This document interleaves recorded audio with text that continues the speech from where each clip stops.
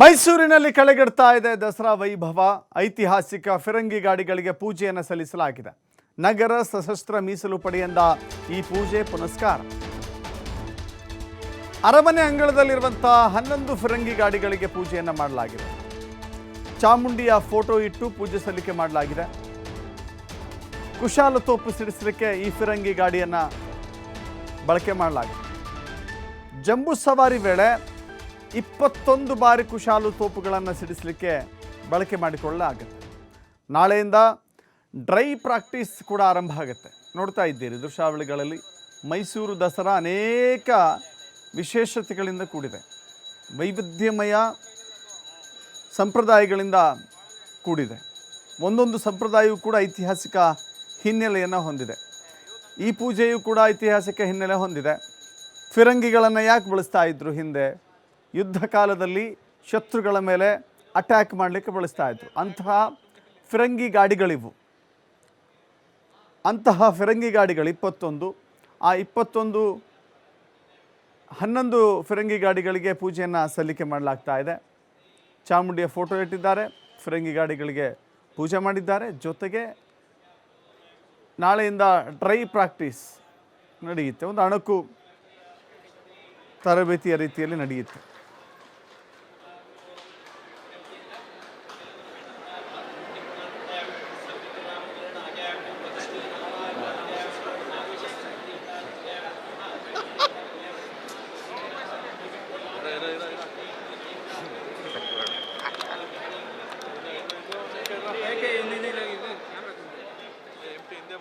ಮೈಸೂರು ದಸರಾ ಎಲ್ಲೆಲ್ಲೂ ಸುಂದರ ಅಂತಾರಲ್ಲ, ಹಾಗೆ ಅದ್ಭುತವಾದಂಥ ಸಾಂಸ್ಕೃತಿಕ ನಗರಿ ಈಗ ವೈಭವಗಳ ತೊಟ್ಟಿಲೋ ರೀತಿಯಲ್ಲಿ ಕಾಣಿಸ್ತಾ ಇದೆ.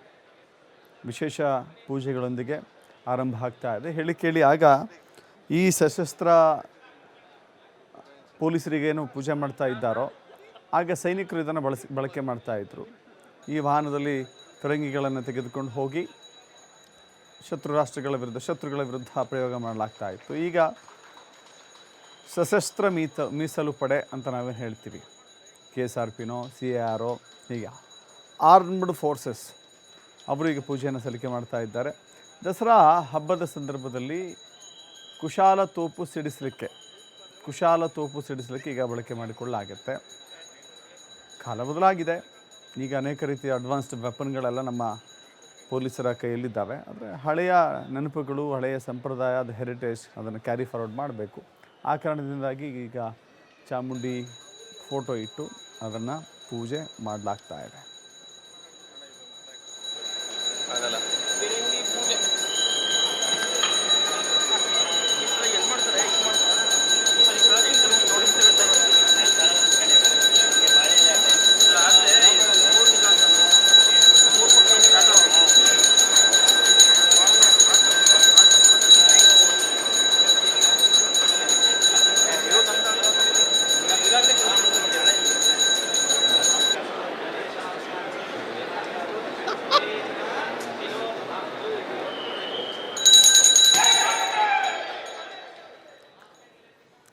ಮತ್ತಷ್ಟು ಮಾಹಿತಿ ನಮ್ಮ ಪ್ರತಿನಿಧಿ ಪುನೀತ್ ನೀಡ್ತಾರೆ. ಮೈಸೂರಿನಿಂದ ನೇರ ಸಂಪರ್ಕದಲ್ಲಿ ಜಾಯ್ನ್ ಆಗ್ತಾ ಇದ್ದಾರೆ. ದಸರಾ ಸಿದ್ಧತೆ ಅದ್ಧೂರಿಯಾಗಿ ಸಾಗ್ತಾ ಇದೆ. ಪುನೀತ್, ಇವತ್ತು ಫಿರಂಗಿ ಪೂಜೆ ಏನೆಲ್ಲ ವೈಶಿಷ್ಟ್ಯಗಳು ಕಾಣಿಸ್ತಾ ಇದೆ? ದಸರಾದ ಕಳೆ ಈಗಾಗಲೇ ಬಂದ್ಬಿಟ್ಟಿದೆ ಮೈಸೂರಿನಲ್ಲಿ ಅಂತ ಅನಿಸುತ್ತೆ. ಹೌದು ದಶರಥ್, ಈಗಾಗಲೇ ಏನು ಕಾಡಿನಿಂದ ನಾಡಿಗೆ ಗಜಪಡೆ ಬಂದವು, ತಾಲೀಮನ್ನು ಆರಂಭಿಸಿದ್ದಾವೆ. ಜೊತೆಗೆ ಇಡೀ ಮೈಸೂರು ದಸರಾಗಾಗಿ ಸಿಂಗಾರಗೊಳ್ತಾ ಇದೆ. ಈ ಒಂದು ಹಿನ್ನೆಲೆಯಲ್ಲಿ ಈಗಾಗಲೇ ದಸರಾದ ಒಂದು ವೈಭವದ ಕಳೆಗಟ್ಟಿರ್ತಕ್ಕಂಥದ್ದು. ಇನ್ನು ಬಹಳ ಪ್ರಮುಖವಾಗಿರ್ತಕ್ಕಂಥದ್ದು ಅಕ್ಟೋಬರ್ 2ನೇ ತಾರೀಕು ಜರುಗುವಂತಹ ಜಂಬೂ ಸವಾರಿ ಮೆರವಣಿಗೆ ಏನಿದೆ, ಆ ಒಂದು ಮೆರವಣಿಗೆಗೆ ಚಾಲನೆಯನ್ನು ಕೊಡುವಂತಹ ಸಂದರ್ಭದಲ್ಲಿ ಮುಖ್ಯಮಂತ್ರಿಗಳು ಪುಷ್ಪಾರ್ಚನೆಯನ್ನು ಮಾಡುವಂತಹ ಆ ಸಂದರ್ಭದಲ್ಲಿ ಮುಖ್ಯವಾಗಿ ಕುಶಾಲತೋಪನ್ನು ಸಿಡಿಸುವಂತಹ ಒಂದು ಕಾರ್ಯ ಜರುಗುತ್ತೆ. ಆ ಒಂದು ಹಿನ್ನೆಲೆಯಲ್ಲಿ ಈಗ ಆ ಒಂದು ಕುಶಾಲತೋಪು ಸಿಡಿಸುವಂತಹ ಕಾರ್ಯ ಏನಿರುತ್ತೆ ಅದಕ್ಕೆ ತಾಲೀಮನ್ನು ಆರಂಭಿಸುವಂತಹ ಒಂದು ಪ್ರಕ್ರಿಯೆ ಈಗ ಶುರುವಾಗ್ತಾ ಇರತಕ್ಕಂಥದ್ದು. ಅದಕ್ಕೂ ಮುನ್ನ ಇವತ್ತು ಫಿರಂಗಿ ಗಾಡಿಗಳಿಗೆ ಪೂಜೆಯನ್ನು ಸಲ್ಲಿಸ್ತಕ್ಕಂಥ ಒಂದು ಕೆಲಸವನ್ನು ಮಾಡಲಾಗಿರ್ತಕ್ಕಂಥದ್ದು. ನಗರ ಪೊಲೀಸ್ ಆಯುಕ್ತರಾಗಿರುವಂತಹ ಸೀಮಾ ಲಾಟ್ಕರ್ ಅವರ ಒಂದು ನೇತೃತ್ವದಲ್ಲಿ ನಗರ ಸಶಸ್ತ್ರ ಮೀಸಲು ಪಡೆಯ ಸಿಬ್ಬಂದಿ ಪೂಜೆಯನ್ನು ಸಲ್ಲಿಸುವಂತಹ ಒಂದು ಕೆಲಸವನ್ನು ಮಾಡಿದರು. 11 ಫಿರಂಗಿ ಗಾಡಿಗಳಿಗೆ ಪೂಜೆಯನ್ನು ಸಲ್ಲಿಸುವ ಮುಖಾಂತರ ನಾಳೆಯಿಂದ ಡ್ರೈ ಪ್ರಾಕ್ಟೀಸ್ ಅಂದರೆ ಯಾವುದೇ ಸಿಡಿಮದ್ದನ್ನು ಬಳಸದೆಯೇ ಪ್ರಾಕ್ಟೀಸನ್ನು ಮಾಡ್ತಕ್ಕಂಥ ಒಂದು ಕೆಲಸವನ್ನು ಮಾಡಲಾಗುತ್ತೆ. ತದನಂತರ